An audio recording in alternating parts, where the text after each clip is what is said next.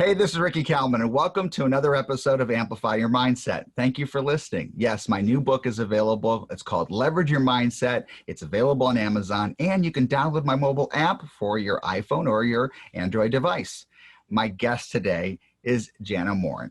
Jana has experienced a lot, and she has taken what she's experienced to help others. And I'm not going to even try to give you every detail. That's why she's on the show today, because she's taken technology to help her in this quest of helping other people grow and be better versions of themselves.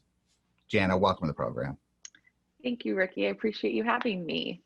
Thanks for staying with me. So the listeners don't know, Yes. it took me like 3 to 4 times in flubbers to try to get this podcast started this morning. So thank you for staying with me and not hanging up really quick. Of course not. It's probably a mixture of coffee and all the things. I end up doing the same thing too. Talk too fast, who knows? Hey, it's great to connect with you. You have a great story. I don't want to even try to walk in your shoes. I want people to walk in your shoes based on your explanation of really your own experience. That what you did is you took something and tried to make this as positive as experience, if you will, if that's okay for me to say that, in helping other people now and moving forward. So would you please dive into this? Yeah, I would love to. So really, without going, I could honestly talk about my story for hours and hours because it could be that long. But I think the important piece of it is that I started working as well. I like to start out first off saying it's important to know that my type of personality, because I think a lot of people who have very strong personalities, very independent. They don't think that they would find themselves in the situation that I found myself in. I never thought that I would be in a situation that I was in, but I was recruited to go to a company and work for a C-level employee. And for the next next year or so, found myself in a position that I, like I said, never thought that I would be in. And went through lots of ups and downs, lots of roller coasters. And I think there's a lot to be said about people finding themselves in the gray area.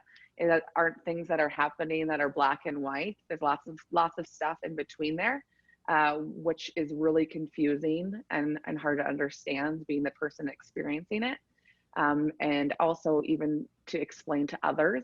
And you question yourself a lot. And so I think I went through this, like I said, for a little over a year, and I ended up leaving the organization because of it.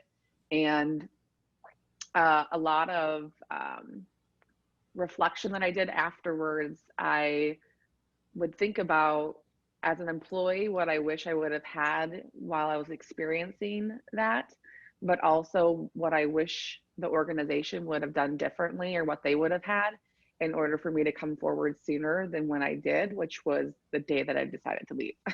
So, we're trying to mix those two things together, is what I felt would have been ideal to have, in order to feel more validated, to feel like I had some sort of support, and to feel like I could come forward sooner. And that's what we ended up doing. Obviously not immediately after I left, but months after I left, started talking to a friend of mine who is the co-founder, or one of the co-founders, and we decided to try to mix that technology and kind of what my experience, and trying to meld those together to try to be able to help others in the same situation. Can you go back a little bit though? Can you share a Sure. little bit more detail of what you've kind of experienced in this year?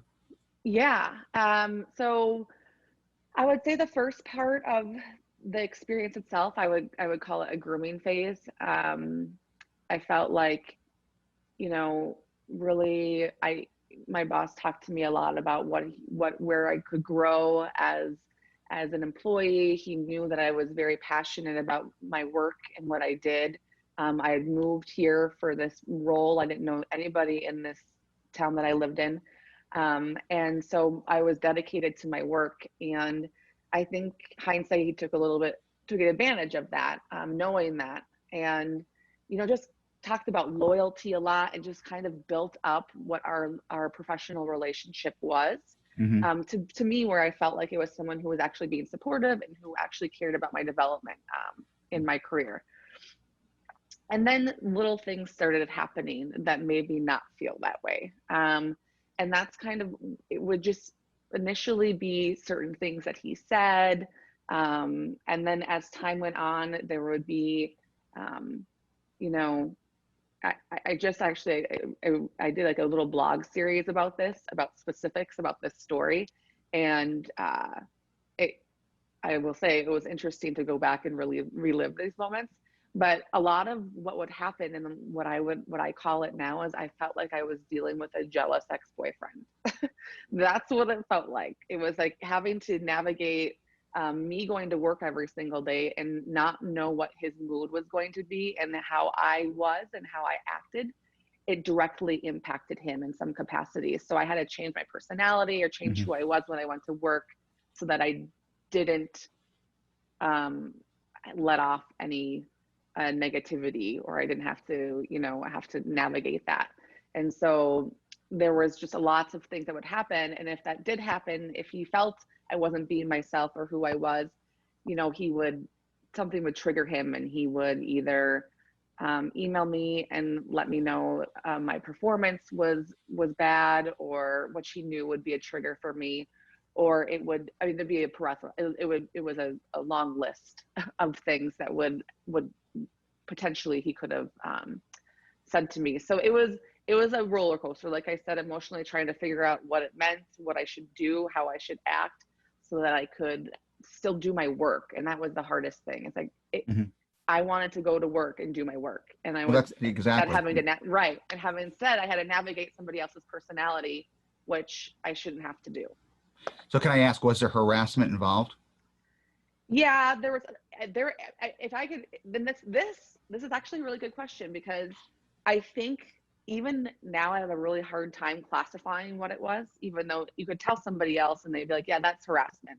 That's a toxic culture. That is, that's bias. That's discrimination based off your gender. There was lots of different things that it could have been. And I think that's the hardest part, is when you're dealing with a lot of the gray area stuff.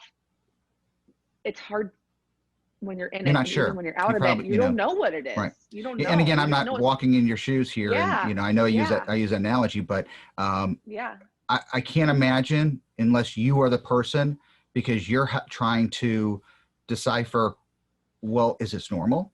Is this right. okay?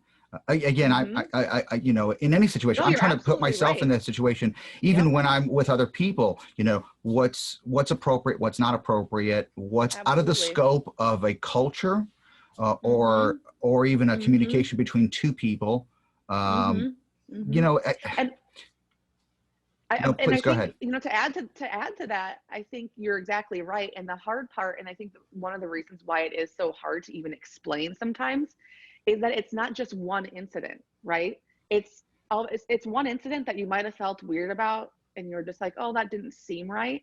Right. And then all of a sudden it's 7 or 8 or 9 different times later, something else happened. And you're like, why do I feel like this? Right. But it's because of all the little things that happened up until that point. And so that's why it's hard to explain sometimes, because you almost feel like you have to tell someone the 10 stories that happened up until it got to that point for them to be like, Right. oh, yeah, that's crazy. Or, oh, that's not okay. So it is, that's why it is this really hard thing to navigate and hard to classify, because it's a more than one incident that's happening, Yeah. So did you at this time, or when again, I know that you're probably questioning Mm-hmm. yourself and what's right and what's normal, Mm-hmm. and Mm-hmm. obviously if you're questioning it, something's not right, Something you that, know. right. Yeah, So exactly. did you speak to HR at the time? I did not. So I did not speak to HR at the time. I think when it started happening, and when I talked about that grooming part, that the first few months where everything Hmm. seemed fine, there was nothing. I felt like he really cared about my professional development. In building the trust between us, a lot of the stories that he would tell me involved HR and things that I shouldn't even know that HR had told him, and then how close he was with HR.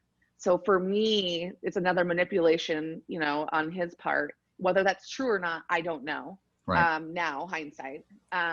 So that was number one on why I didn't go to HR. One of the reasons why. The second reason during this time why I didn't go is I wasn't entirely sure, because it was this little thing, this little thing, this little thing, this little thing. That's what made me so confused on if I was I being too sensitive? Was I overreacting? Even when I would tell family, you know, I would talk to some family and friends about what I was experiencing, I would tell them and they would be like, Jana, that's not normal. And then I would question myself still and say, maybe I over exaggerated the story. Maybe I didn't tell them right. Right. There was just so many questions going on in my head that I didn't feel comfortable going to HR yet, because I didn't know if it meant anything. And I also, as not as crazy as it sounds, I'm like, maybe this isn't anything. I don't want to go and say all of these things and then nothing happen, or I still have to be in the same situation that I'm in, because it would scared me what he would do. So I didn't, you know, it was kind of like this back and forth in your head all the time. So obviously not a great, you know, working experience, very toxic for you, questioning your ability to actually do your work, which again, going back to what you said earlier, that's what you're there for and now this has become so consuming. You got out of the situation and you left them. Yes. Okay. Yes, correct. So I'm going to jump forward a little bit, because that probably stuck with you, and it probably then, you know, was traveling with you, these feelings, these emotions, everything was going on. What's going to happen at the next opportunity? And then, you know, and I'm assuming the next opportunity was night and day. Yeah, night and day, and definitely not what I expected. I was not thinking that, you know, we would be starting a software company based off of it, right? It took when I left there, it took, you know, a good 6 months, and it was really hard. You know, I think a lot of people talk about being in these situations and being in it, and a lot of people don't talk about what happened afterwards, after you left the company, because it's not like you leave the company and it's all, you know, rainbows and butterflies and, you know, everything is great. I think a lot of people still have the feelings like you mentioned of what had just happened. And kind of, I was angry. I was mad that this human changed the trajectory of my life. Like I was planning, and I had in my head what I felt like I was going to be doing, how I was going to progress in my career, and he completely derailed that. And so it made me angry. But then, you know, over time, eventually I slowly started getting out of that rut, started reflecting more on the experience in itself. And then that's kind of when we started having the conversations about what it would be nice, what I wish I would have had, and kind of go back and forth on that. And yeah, I never thought that we would be creating a product based off of that. Obviously, completely unexpected. I mean, no one ever thinks that you're going to take that and do what you're doing, but it's interesting. You know, I've had multiple people in my life say this to me, and the you know, about starting a business, starting an idea, sometimes isn't about creating something that's never been done before. It's about taking something that you think is a problem and then offering a solution. And I remember last year, and it's still stuck with me, and I can't remember who it was, said, you know, throughout the day, think of 5 things that, you know, that could have caused a problem, and then how could you fix that? And is that a business? So let's say, for example, you open the door funny and you're like, I wish this door opened this way, you know, and then hold on, is that something can be built? Yeah. Is that a concept? Is that a business there? And then you dive into it and you're like, okay, maybe this isn't, but at least you look into it. And again, now here you are in a life-changing experience, and not sure what's going to happen. And then created something that can help many people. So that's where I say there's a positive experience from this, a learning experience that you saw. There's got to be a solution here, and this is something that's out there that you know, let's put it out there. So let's talk a little bit about your platform, Speakfully, and about how does this work? Yeah, for sure. So Speakfully is like I said, we're trying to, you know, think about the employee and then also the organization. How can we meld something together to make it easy and simple to use? And so it's an easy platform for HR teams to roll out to their employees.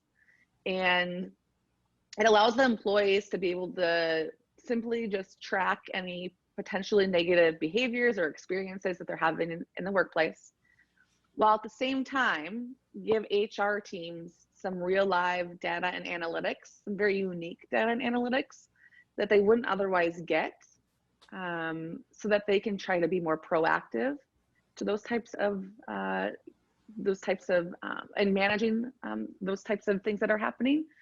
And then in theory, in the way that it's meant to be, is that they're going to get this real-time data and analytics, and they can kind of get some company trends and what's happening within the organization, kind of get a pulse of what's going on. And then they can start having the appropriate conversations with employees, know how to prioritize those conversations because they know what to say and what to have. I think a lot about my experience, and when they talked about how to report anything that was going on, the only time that I recall it being talked about is the first day of the first day of work, when you're going through the handbook. This is what you do. And then the annual yearly cliche training that happens, and that's it. And if they were to have these ongoing conversations with us because they were fueled with some information that they knew what was happening within the organization, it would provide them, the material to be able to have conversations with the employees regularly.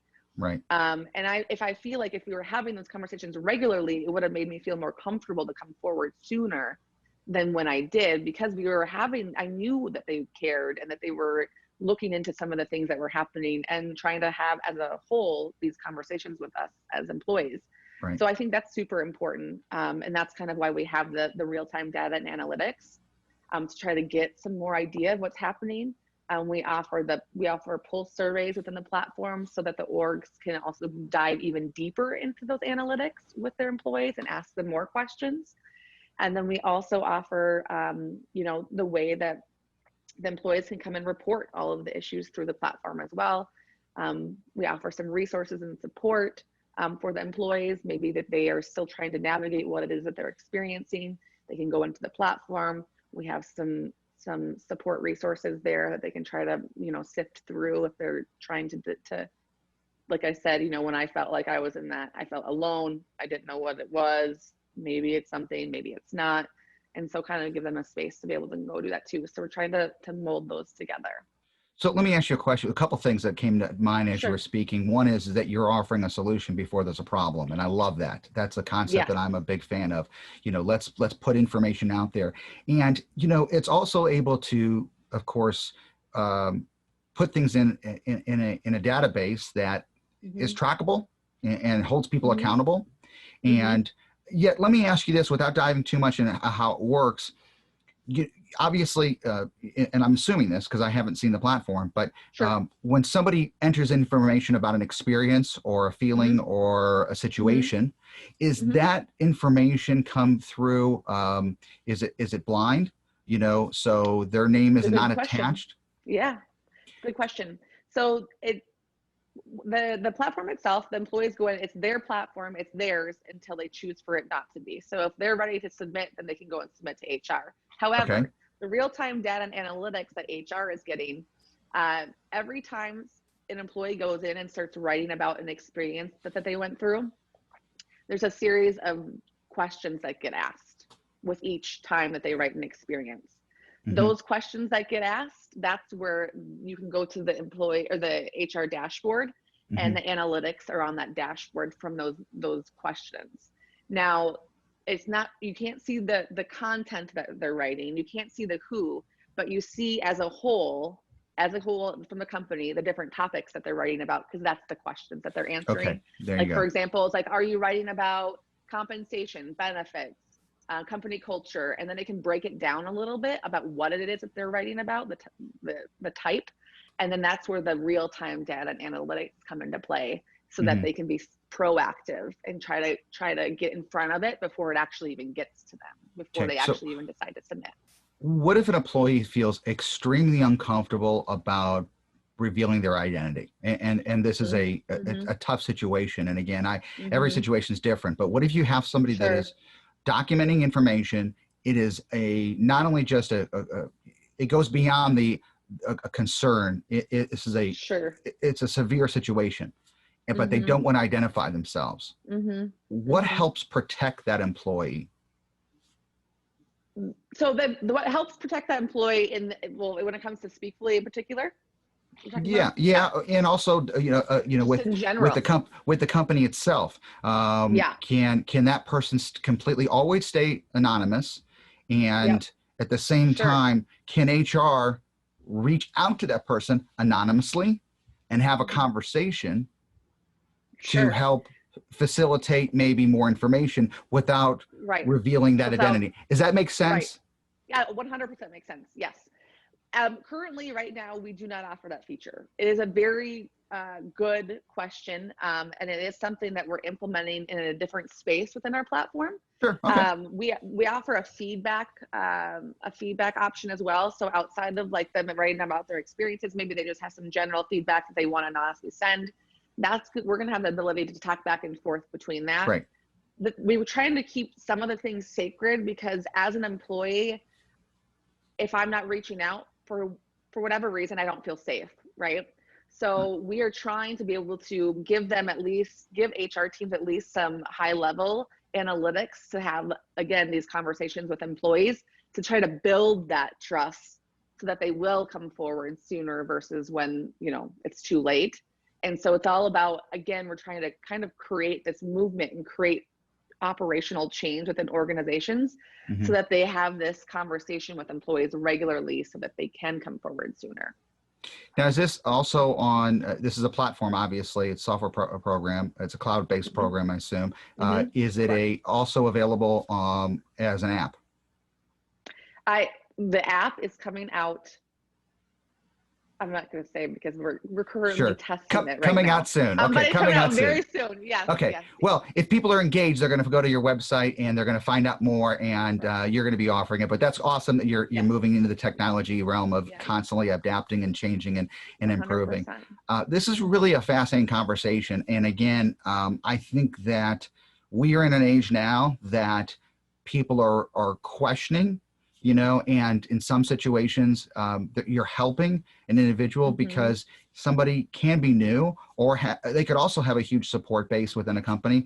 But what's the best way to document these things? What's the best way to find out if they're valid, if they're wrong, and how to protect employees and become, a safer workplace, because it is supposed to be a workplace. It's supposed to be a productive place. And, and if like I said at the very beginning of this podcast, if you're questioning, if you're even wondering yes or no, is something wrong, then there's a good chance if there's questioning. Yeah, exactly. Something's not going right. Yeah. It's almost like if you smell something and you go, if it smells bad to me and I'm offering, hey, smell this. Right. No, I'm not going to smell it. If you're already questioning it, I don't want to smell it. Exactly. Why would you give that to me? I know. Yeah. And that's kind of, in where I started the first time that I experienced something that felt off to me, that's where I started to go write about it. The thing with me, and the reason why we started Speakfully, one of the reasons, when I did it, I had no idea if I was writing the right thing. I honestly didn't think I would ever go back and look at it again. I just thought that I was just throwing something in a Google Doc. And I just kind of was throwing stuff around. And I think the point is once you might not feel comfortable going to HR right away. And that's the reality of it. I mean, I know, organizations want employees to come to them immediately when something is wrong, but it's not that simple. Well, you didn't know yourself. You were questioning. You were questioning from the beginning whether even if I go to HR, then they're going to go back to your superior and then reveal we've got a problem here. Well, so I think that you're doing the right thing based on our conversation. That's what fascinated me about your story, is taking something and putting information out there to help other people. Friends, I'm going to also put all your information all my listeners now, if you want to find out more about Jana Morrin and Speakfully, it's going to be on rickykalmon.com, and a link to Speakfully, and as well more about you and what you can offer. And if you're an HR person within a culture, or if you're in a culture that they would like more information, please dive in. I mean, this is we really... offer a free platform as well. So if people can go onto the site and sign up for free if your organization doesn't have it, if you just need somewhere to go and write some things. Well, thank you for sharing today. Thank you, and keep developing. This is awesome. And you said earlier that you weren't sure and didn't know how this was going to happen, and you never thought you'd be in a business like this, and but you are. And here I am. I know. Crazy. Yeah. That's awesome. But it's good. Yeah, thank you. Thanks for having me. It was what's that? So thanks for having me. Oh, absolutely. Sorry, we got cut off there. Yeah, absolutely. It was a pleasure. And please keep in touch. And thanks for being on the show today. Yeah, thanks a lot, Ricky. I appreciate it.